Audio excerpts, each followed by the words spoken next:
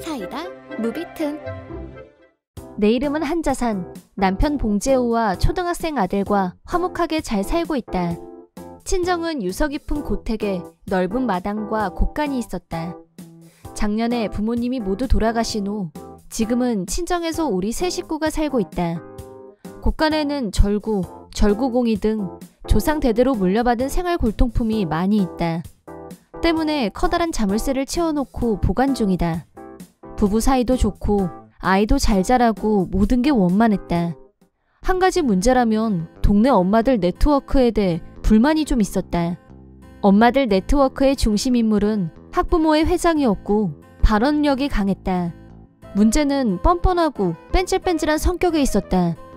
무슨 일만 있으면 우리 집에 물건을 빌리러 왔었는데 우리 집 곳간에는 없는 게 없었고 남편은 지역 행사에 관심이 많은 편이었다. 예를 들면 절구, 방아, 전통 놀이기구, 캠핑 도구까지 온갖 것들이 다 있는 보물창고였다. 여름방학 기간 중에 학부모의 회장이 찾아왔다. 캠핑 도구랑 바비큐 세트 좀 빌려줘. 친한 엄마들끼리 캠핑을 가기로 해서 필요해서 그래. 애들 데리고 자연 체험하면서 감성교육 좀 하려고. 솔직히 나는 별로 빌려주고 싶지 않았다. 회장하고는 개인적인 친분도 없었지만 회장에 대한 주변 평판도 별로였고 그 중에는 근거 있는 소문도 몇 개 있었다. 그렇다고는 해도 직접 들이대는데 거절하긴 좀. 무려 애들이 다니는 초등학교에 학부모의 회장인데 딱 잘라 거절하긴 힘들었다. 내가 주저주저 하자 성질 급한 회장은 바로 목소리가 커졌다. 같은 지역에 사는 주민으로서 이 지역 아이들을 위해서 협력하고 협조할 의무가 있다는 거 알지? 의무라고 하셨는데 캠핑이니 바비큐 도구들은 제 개인 물건이거든요. 논리로 따지자면 밀리지 않겠지만 말싸움하는 게 싫어서 빌려주기로 했다. 그런데 그걸 돌려받은 건 여름이 다 지나고 가을로 계절이 바뀔 무렵이었다. 여름방학은 벌써 끝난 지 오래였다. 덕분에 정작 우리는 캠프도 못 가고 바비큐도 못 하고 여름이 지나갔다.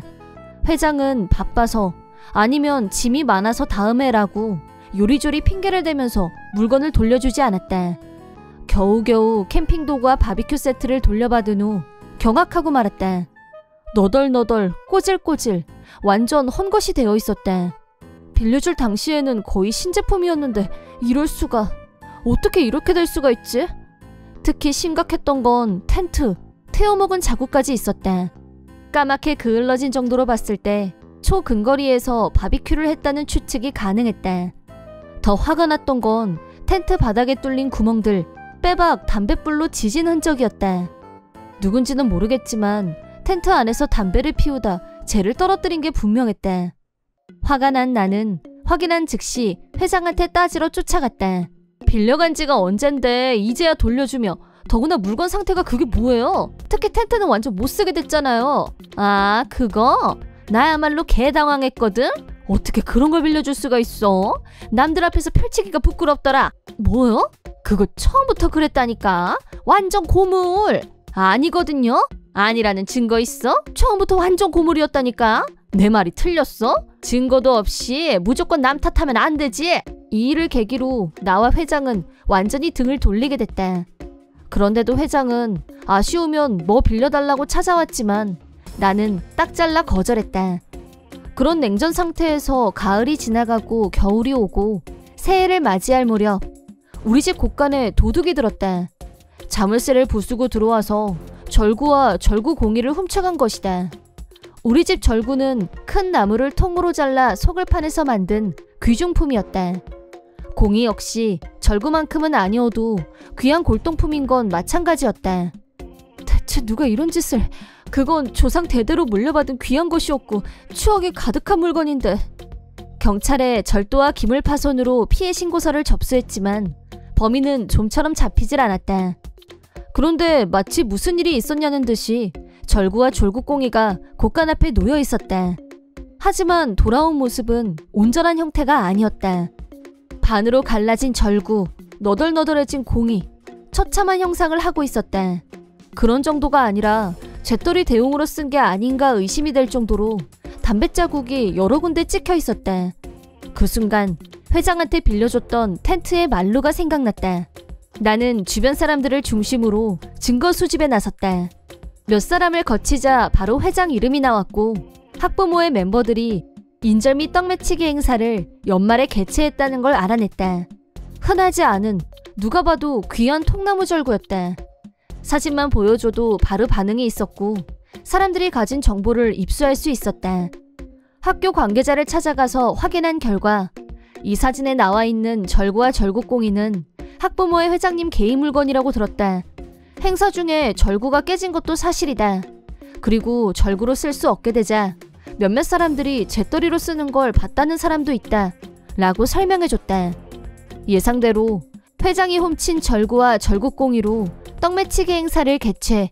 그 결과 절구와 절구꽁이가 비참한 최후를 맞이한 것이었다.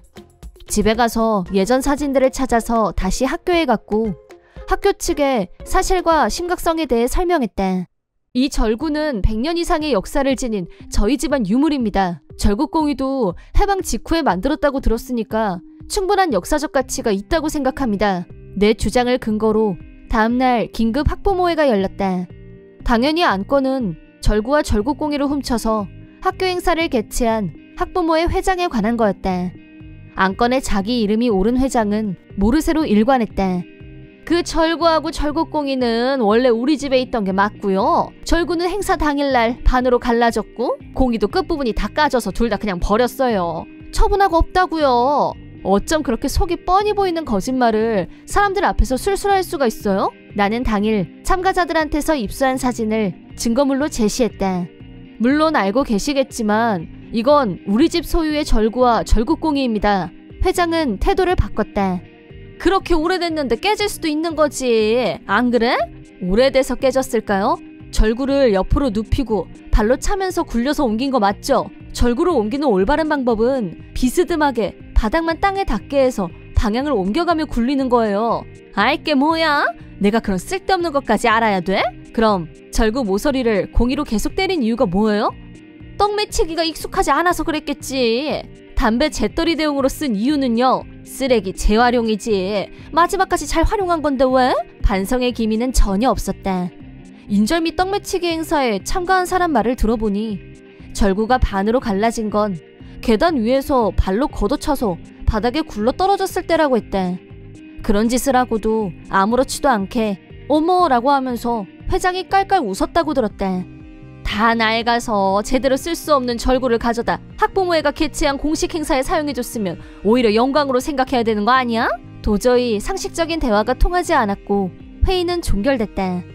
나의 다음 선택은 당연히 경찰에 호소하는 거였다. 피해 신고서도 접수했고 변상을 요구하기로 했다. 아마도 회장은 그게 별거 아닌 물건으로 생각하고 있는 게 분명했다. 절구와 절구꽁이를 인터넷에서 산다면 저렴한 가격으로 얼마든지 구입이 가능하다. 그리고 대부분은 오래 쓴 물건은 가치가 떨어진다. 고가인 자동차도 마찬가지이고 그게 일반적이다. 어쩌면 돈으로 배상한다고 해도 10만 원 안팎으로 생각했을지도 모른다. 하지만 교장 선생님이 직접 시청 문화재부에 문의해서 역사자료관 관장에게 감정을 의뢰한 결과 모두를 놀라게 만드는 일이 벌어졌다. 이건 아주 귀한 물건입니다. 역사적 가치도 있고요. 보존 상태도 좋고 대단한 보물입니다. 회장의 얼굴이 흑빛으로 변했다. 가격은 상상 이상의 고가였고 현타가 온 거였다. 절구와 절구꽁이를 세트로 1,500만 원 정도의 양도할 의향이 있으신가요? 저희 역사 자료실에 전시하고 싶습니다. 나는 다시 물었다. 이 절구와 절구꽁이가 1,500만 원의 가치가 있다는 말씀이시죠? 아닙니다. 그리고 이어진 역사자료실 관장님의 발언으로 상상을 초월한 청구액이 확정됐다. 이 절구와 절구꽁이의 감정가는 최고 6천만 원은 좋게 합니다. 그래서 배상금은 6천만 원으로 정해졌다. 관장님은 안타까운 표정으로 말씀을 이어갔다. 안타깝게도 절구는 깨지고 절구꽁이는 흠이 많이 생겼어요. 그러다 보니 가치가 많이 떨어진 겁니다. 원래 상태였다면 6천만 원이 합당합니다. 만족스러운 답을 얻은 나는 회장에게 똑바로 말했다. 그럼 보상금은 6천만 원으로 하겠습니다. 피해 신고서도 접수했고 명백한 범죄란 게 밝혀졌으니 빠져나갈 수 없다는 것만 알아두세요. 말도 안 돼. 그래, 훔친 건 맞는데 나 혼자가 아니라 다른 엄마들도 같이 한 건데. 학부모회 회장과 어울리던 그룹 엄마들은 서로 남한테 잘못을 떠넘기느라 난장판이 됐다. 조금이라도 돈을 적게 내보려는 마지막 발악이었다. 나는 도둑질을 한 회장과 그 무리들에게 6천만 원을 받아냈다. 주범인 회장은 그중 5천만 원을 지불했고 회장직에서 사퇴했다. 불행은 그게 끝이 아니었고 체면이 깎였다며 화가 난 남편에게 이혼당한 후 아무도 모르는 곳으로 혼자서 이사를 가버렸다. 항상 한 무리의 사람들을 끌고 다니던 손버릇 나쁜 회장이 혼자가 되다니 그 자체가 벌이지.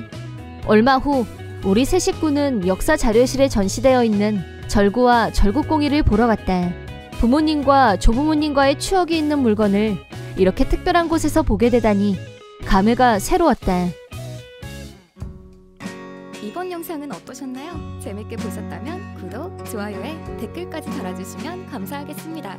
그럼 다음 영상에서 만나요.